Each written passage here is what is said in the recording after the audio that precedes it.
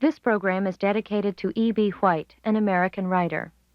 Although he'd been warned that children would not care for unlikely animal characters, White nevertheless created an improbable mouse boy in Stuart Little and the incredible Charlotte and Wilbur in Charlotte's Web. Mr. White once wrote, "Children are demanding. They are the most attentive, curious, eager, observant, sensitive, quick, and generally congenial readers on earth. They accept almost without question anything you present them with, as long as it is presented honestly, fearlessly, and clearly." Oh, I can't believe in everything I read. A little boy blue, a lady with a shoe, and a dish run off with a spoon. A hickory dickory dock, a scholar, he's late to school. And I, like a cow, I jump over the moon.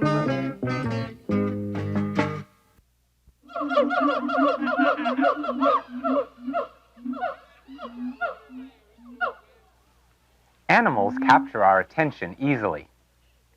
Human beings seem to be naturally fascinated by other species. And at least from the time of the cave paintings, animals have been favorite subjects for artists. Animals have figured largely in many of the world's religions, and man's earliest attempts at written communication prove that humans have known stories about animals for eons. Today, most animal stories are written primarily for children, who are fascinated by all kinds of bugs, birds, fish, and other creatures. Thousands of children's books include a variety of animal characters, many of whom seem more human than bestial. We're going to look at a selection of animal books today, concentrating on picture books which feature memorable animal characters who have proven to be so popular that they've appeared in a number of books. A classic example of such a memorable character is Babar, the elephant who first appeared in a French picture book written and illustrated by Jean de Brunhoff in 1931. Merle S. Haas translated the work into English, and the story of Babar was first printed in America in 1933. From the very first page, it's apparent that this is no ordinary run-of-the-jungle pachyderm. After a wicked hunter kills Babar's mother, the terrified elephant runs away, and after several days, very tired indeed, he comes to a large town. A very rich old lady comes to Babar's assistance and helps him to get established in the city. Eventually, he's joined by his cousins, Arthur and Celeste. And after the three drive back to the jungle, Babar and Celeste are married and then crowned king and queen of the elephants. The royal couple returns in a sequel, The Travels of Babar, first published in English in 1934. Jean de Brunhoff presents the large gray monarchs in a whimsical world, an odd place where sometimes they are treated as humans, and at other times they are treated simply as elephants. De Brunhoff's simple illustrations have an amusing sort of grandeur. During the war with the rhinoceroses, the elephants paint their rear ends to look like monsters, and they terrify the rhinos. Animal characters like Babar, who speak and act as humans, are not a recent literary phenomenon. Although there is no definite evidence that Aesop ever lived, legend has it that a hunchback Greek slave, 600 years before Christ, won great fame for his clever stories about animals who spoke and acted in short fables, which usually included a lesson or moral. A body of animal stories, now known as Aesop's Fables, has been retold, rewritten, and reprinted many times over the centuries. William Caxton first printed them in English in 1484, after translating them from a French collection. In the 19th century, the British artist Randolph Caldecott was one of many artists who interpreted the fables. The Caldecott Aesop has been reprinted recently with an introduction by Michael Patrick Hearn. In 1971, Edward Gorey illustrated a collection of Aesop's fables as they were retold in verse by Ennis Rees. The Gorey and Rees book, titled Lions and Lobsters and Foxes and Frogs, proves how timeless and beguiling the animal fables can be. The animals in fables, while often amusing, seldom become characters in a full sense. In the fable form, teaching a lesson usually takes precedence over creating characters. In a book titled Animal Land, The Creatures of Children's Fiction, author Margaret Blount points out that Aesop's animals are interesting because they are the very beginning of that typecasting which animals have found so difficult to shake off since. In addition to fables, animals have also traditionally played major roles in folk tales around the world, from bears who eat porridge, to wolves who try to pass as grandmothers, to cats who wear boots. In the 20th century, countless animal characters have come to life in picture books. Consider the work of Beatrix Potter, who published her first book, The Tale of Peter Rabbit, in 1902. As artist and author, she invented many memorable animal characters, most of whom dress in human clothing, even though they inhabit a world which includes humans. Jemima Puddle Duck, for example, is quite ordinary and simply fine-feathered at first. Later, she waddles off wearing a shawl and a poke bonnet. Many of the Potter characters reappear in other volumes besides the ones which bear their names. Peter Rabbit and Benjamin Bunny appear briefly in The Tale of Mrs. Tiggywinkle, and Jemima Puddle Duck and some of her relatives show up in The Tale of Tom Kitten. In effect, Beatrix Potter created a whole world for these creatures to live in, one in which it's completely plausible for animals to act as humans. Anthropomorphism, the attributing of human characteristics to non-human beings or things, is a common practice in children's books, even in books for older kids. In 1908, after many rejections, Kenneth Grahame found a publisher for a long story he'd written about a mole, a rat, a badger, and a toad, all of whom seemed distinctly human at times. Grahame called the book The Wind in the Willows. It has become a classic. These familiar pictures of the Grahame characters were drawn in 1931 by E.H. Shepard, an important 20th century illustrator of animal characters. In 1926, Shepard had created the unforgettable illustrations for A.A. Milne's Winnie-the-Pooh. Edward Bear, as Pooh is more formally known, returned in 1928 in a sequel titled The House at Pooh Corner. He's definitely a memorable animal character, although actually he's not specifically an animal, but a toy, a stuffed bear come to life. For a supposedly real bear, you may want to check out the Paddington books, written by Michael Bond. This Paddington, as drawn by Peggy Fortnum, is an extraordinary bear, born in darkest Peru, who now lives in London with the Brown family. Some anthropomorphic animals inhabit a world without humans. Take a look at George and Martha, created by James Marshall. These hippos are very human, but they never encounter human beings in their stories. Theirs is a hippo world. Their friendship has been the subject of several funny books, each divided into short stories, somewhat like chapters. In George and Martha Encore, Marshall shows how their world includes other animals, but apparently no humans.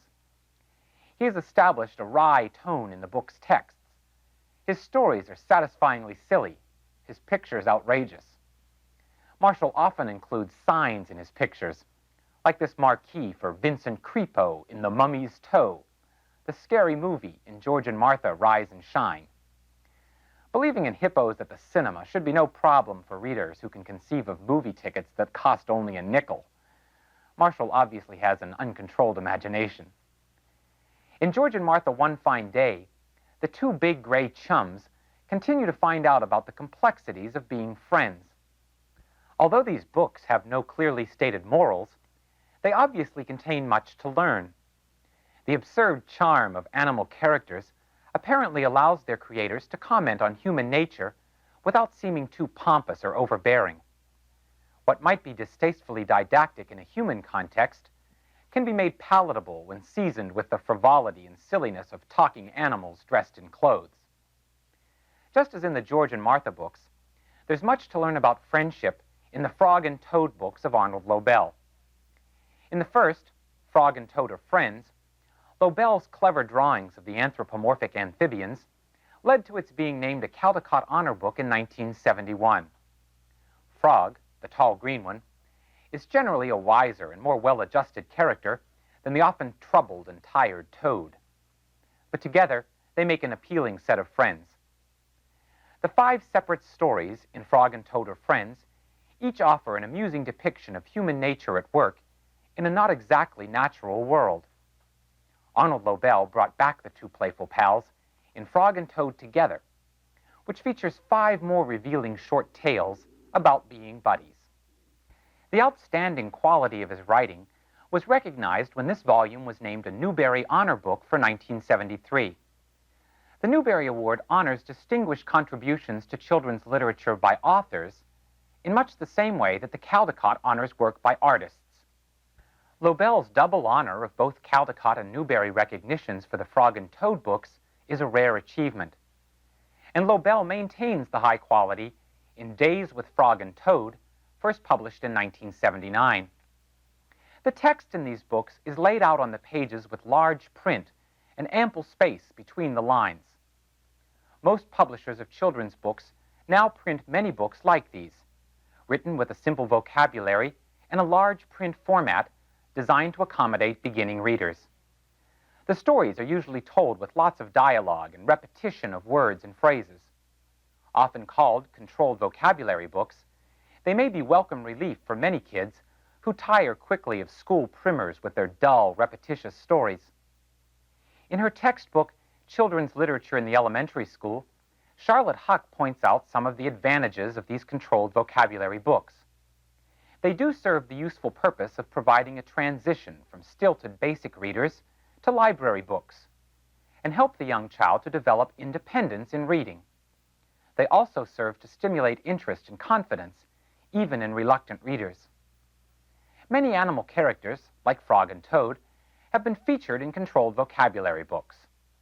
Little Bear, written by Elsie Homelund Minerick and illustrated by Maurice Sendak, was first printed in 1957. It also includes several short stories, as many of these easy-to-read books do. These Little Bear stories cover a variety of topics, from birthday parties to fantasies about flying to the moon. Little Bear and his mother are loving and believable, and is depicted by Sendak charming and stately in a 19th century setting. Minerick and Sendak collaborated on several other easy-to-read Little Bear books, including Little Bear's Visit, a Caldecott Honor book in 1962. In Little Bear's Friend, first printed in 1960, the cub meets a girl named Emily, a human being, and they decide to become friends. They have no trouble talking to each other or to other animals. Many animal characters, like Little Bear, are childlike creatures whose antics and personalities appeal immediately to children. One of the most popular childlike animal characters is the mischievous monkey who appeared in 1941 in a book called Curious George by H.A. Ray. George starts out as a good little monkey in Africa, but he's caught by a man in a big yellow hat who takes advantage of George's curiosity. George gets into lots of trouble, but somehow always wiggles out of bad situations. He ends up with a smile on his face, even when he's put in the zoo. George's monkey shines continue in a series of books, including Curious George Rides a Bike and Curious George Gets a Medal, among others, some of which were co-authored by H.A. Ray and his wife, Margaret. Another popular simian character is this young chimp named Arthur, who first appeared in Arthur's Christmas Cookies, a controlled vocabulary book by Lillian Hoban. Compared to Curious George, Arthur is very human. He's more like a little boy than an ape. He wears clothes, talks, and tackles a number of problems. His world doesn't seem to include human beings. In Arthur's Honey Bear, Arthur decides to try to sell some of his old toys, maybe even his old teddy bear. It's interesting to note that Arthur has a stuffed chimp whom he refers to as Baby King Kong, while his sister Violet, who plays an important role in these stories, owns several dolls who are distinctively human-looking. In the volume titled Arthur's Pen Pal, the little guy writes to a pen pal named Sandy, whom he's never met. He writes about how annoying Violet can be. Arthur assumes that Sandy, who is learning karate and who plays the drums, will commiserate with him and will perhaps share his problems. It turns out that Sandy is a girl who sends a picture of herself and her older brother, whom she's just knocked down with a karate kick. Lillian Hoban, who created these Arthur books, also worked on many of the books featuring Frances, a precocious little female creature who first appeared in 1960 in Bedtime for Frances. Like Arthur, Frances acts very human, even though she's a badger. All of the Frances books were written by Russell Hoban, and the first, Bedtime for Frances, was illustrated by Garth Williams. In this book, when it's bedtime, Frances isn't ready to go to sleep, and she badgers her parents with a variety of imaginary problems. She eventually wears herself out and sleeps till morning. When Frances returned in A Baby Sister for Frances, the pictures were drawn by Lillian Hoban rather than Garth Williams. The style of the artwork is essentially the same, but the whole family has now sprouted tails, and Mother has a new baby named Gloria. Frances cooperates at bedtime, but she feels neglected because her parents must spend so much time with the baby. Frances decides to pack her bags and run away. She collects provisions and goes into self-imposed exile under the dining room table. Russell Hoban makes Frances an appealing and funny little badger girl. She has a charming poetic streak which causes her to compose many inspired lyrics. In 1970, the Hobans created A Bargain for Frances, a Frances book with a controlled vocabulary format designed for young readers. The simple but ingenious story should interest any child who's ever been hoodwinked by an unfair friend. Mr. Hoban tells the story with a limited vocabulary, but makes no significant changes from the style of the earlier books. Even in simple language, Frances is a clever badger who learns to deal with predicaments. Experts have pointed out that most regular picture books are comprehensible to a reader on a third-grade reading level, and that most should be read to children rather than by children. Controlled vocabulary books are an exception. These books feature stories and topics designed to captivate young readers. The best easy-to-read books appeal to children's interests without calling attention to the very simple vocabulary being used. The Cat in the Hat by Dr. Seuss is usually recognized as the first book written especially with a limited vocabulary for first and second grade readers. The wild antics of the tall, lean feline have delighted kids since the book was published in 1957. Dr. Seuss cleverly puts the simple words into rhyming verse with an infectious rhythm. The repetition of phrases is barely noticeable when part of silly poetry like, "Look at me, look at me, look at me now. It's fun to have fun, but you have to know how." The cat proved to be unforgettable, and as long as he cleaned up the mess he made, he was welcome to return. And return he did. Dr. Seuss had been creating memorable animal characters for years. In 1940, he published an incredible tale of unlikely motherhood in Horton Hatches the Egg, the story of a dedicated elephant who sits atop a bird's egg until it hatches. Horton showed up again in 1954 in Horton Hears a Who, about a whole little world of people on a speck of dust. Horton protects the tiny people from the other animals who can't hear the Who people as well.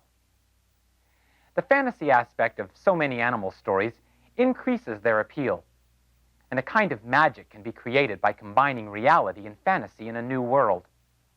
In Anatole, a Caldecott Honor book in 1957, author Eve Titus used a mouse's natural attraction to cheese as the basis for an incredible story about a sensitive mouse who doesn't want to steal from humans. The mouse, Anatole, becomes an unbeatable cheese taster at the Duval Cheese Factory. Throughout the series of books that followed, Anatole never speaks to humans, but he often types or writes memos, as he does in Anatole and the Poodle. This talented mouse and his wife Doucette and their children all dress in Gallic garb, which doesn't seem to surprise the few humans who are quick enough to catch them, as Grissac the Great, the Pied Piper of Paris, does in Anatole and the Pied Piper. On top of all these unusual anthropomorphic characteristics, Anatole turns out to be a seasoned traveler in one book, a scrupulous detective in another, as well as an outstanding composer and Mouse Symphony Orchestra conductor in Anatole and the Piano. He's a regular Renaissance rodent. The world of anthropomorphic animals has few, if any, rules about how many human qualities can be assigned to a character. In Dinner at Alberta's, a young crocodile named Arthur is given an unusual set of human characteristics by author Russell Hoban, who wrote the Francis books, and illustrator James Marshall, who created George and Martha. Arthur has terrible table manners, which are a shame and an embarrassment to his family in their very funny part human, part animal world. When Arthur's father tells his colleague John Hippopotamus about Arthur's bad manners, the hippo understands.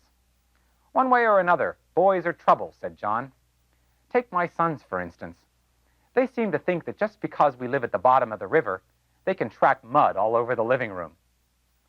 The unusual mixture of human with animal traits creates a special sort of absurdity. Consider the image of crocodiles eating ravioli and worrying about the correct way to eat fondue. Russell Hoban brought Arthur back in another book titled Arthur's New Power, this one illustrated by Byron Barton. The absurdity continues. When Arthur starts spending a lot of time reading and going to the library, there's an anthropomorphic reversal of sorts. Arthur's mother says, "It's starting to make me nervous to see Arthur coming home with rosy cheeks all the time. It isn't natural for a crocodile to have rosy cheeks." Certainly, part of the charm of all these animal books lies in the unexpected twisting of reality. In 1962, in the house on East 88th Street, author-illustrator Bernard Weber introduced another crocodile character, this one named Lyle, who just happened to be in the bathtub of the house on East 88th Street when the Prim family moved in. Throughout the Lyle books, the crocodile seems most happy when he's with humans. And although most people seem to accept the reptile's presence, there are a few unusual folks who object to having such a beast in the neighborhood. Some animal books don't include such a large amount of fantasy. Louise Fatio and her husband Roger Duvoisin collaborated on several picture books featuring the adventures of a tame and reasonable beast known as the Happy Lion. The first book, titled The Happy Lion, was first printed in 1954. The title character lives in a lovely French town, in the town zoo, and his best friend is Francois, the zookeeper's son. One day, when someone forgets to close the door on the lion's house, the Happy Lion goes out for a walk around town. Then, unusual as it may seem in a picture book, people react somewhat realistically. Men faint, women flee, everyone is scared of the lion, except Francois, who leads him back to the town zoo. No problems. In some of the later volumes, like The Happy Lion and the Bear and The Happy Lion's Treasure, a bit more fantasy is involved. The little boy Francois inexplicably acquires the ability to talk to the animals in the zoo. Communication between species is a fantasy that figures prominently in many books about animals.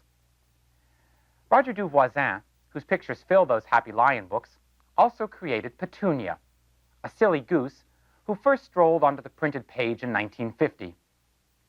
In her first book, titled Petunia, she discovers a red book lying in a meadow.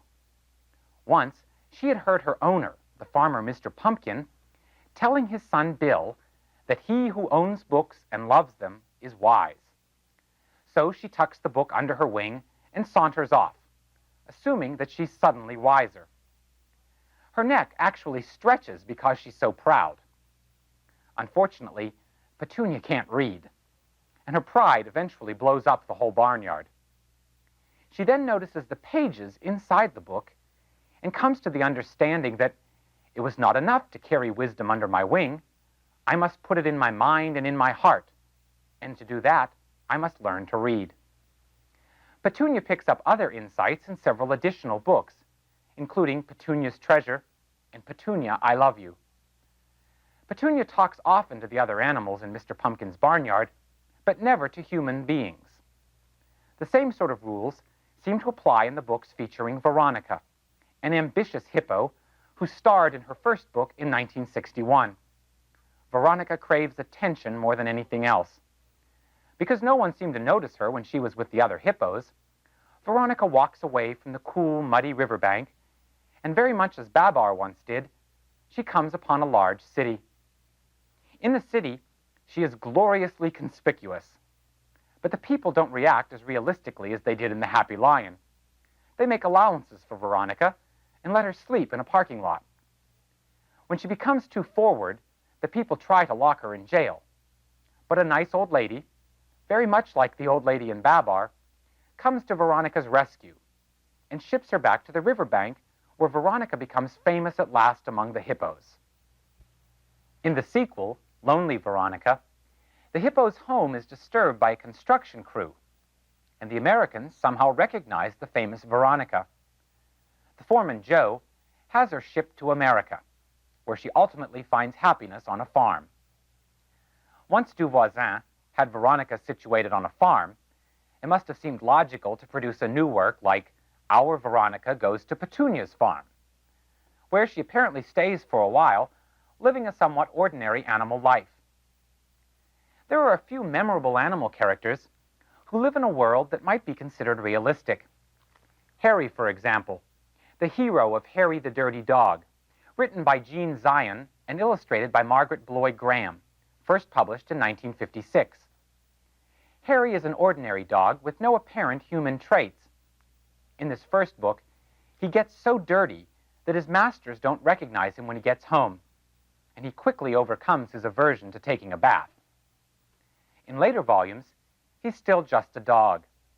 When he doesn't like the sweater he's given in No Roses for Harry, he can only bark and sulk to express his unhappiness. He apparently can't talk with other animals either.